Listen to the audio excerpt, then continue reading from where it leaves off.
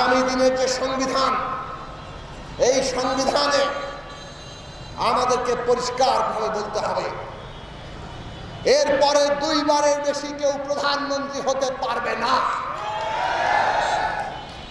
সংসদ সদস্যরা নির্বাচিত হবেন, সরকার গঠন আর বাজেট বিল ব্যতীত সমস্ত বিলে যে কোনো সংসদ সদস্য তার স্বাধীনভাবে ভোট দিতে অধিকার পাবেন।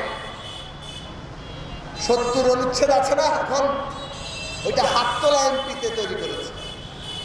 আপনি ভোট দিয়ে সংসদে পাঠাবেন, উনি কিন্তু আপনার পক্ষে ভোট দিতে পারবেন না। দলীয় নেতা যা বলবে তাই শুনতে হবে, না হলে মেম্বারশিপ থাকবে না।